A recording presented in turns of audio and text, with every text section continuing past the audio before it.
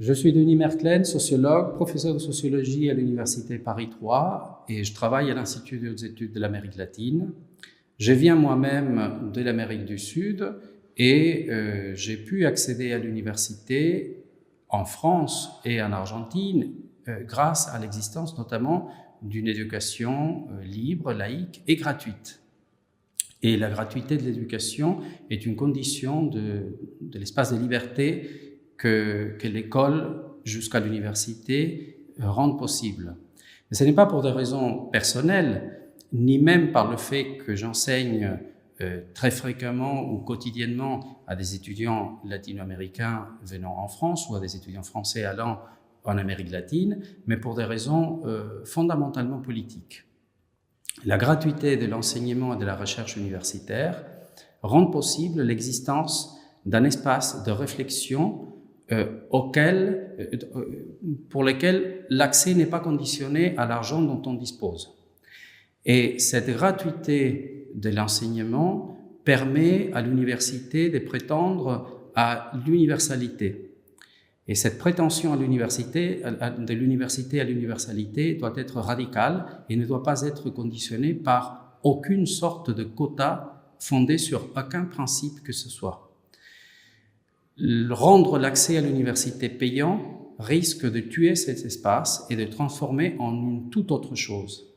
Or, l'université est avant tout un espace politique au sein de la démocratie et secondairement aussi un espace de formation pour l'accès au marché du travail ou pour le développement de la connaissance au sein d'une société moderne.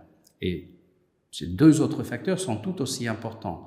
Mais c'est l'existence de l'espace politique qui risque d'être tuée par ce projet qui rend donc l'accès payant et seulement pour une classe d'étudiants.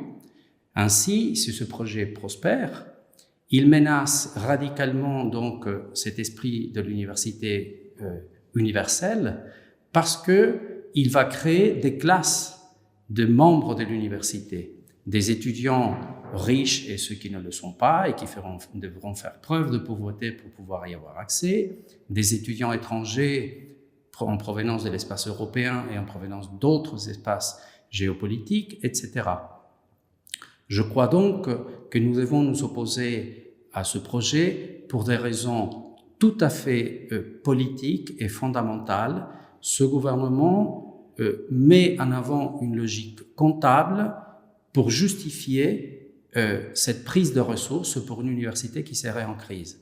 Or, le rôle de l'État, c'est justement de prendre à sa charge le coût économique du fonctionnement de l'école de ses premières années jusqu'à l'université, afin de permettre que la valeur argent ne vienne pas rentrer en ligne de compte des espaces de création de connaissances, de recherche, des débats et d'espaces de vie, qui est un espace fondamental pour une partie de la jeunesse, celle justement qui y a accès par sa volonté, par ses capacités, et non pas par l'argent dont les familles disposent ou ne disposent pas.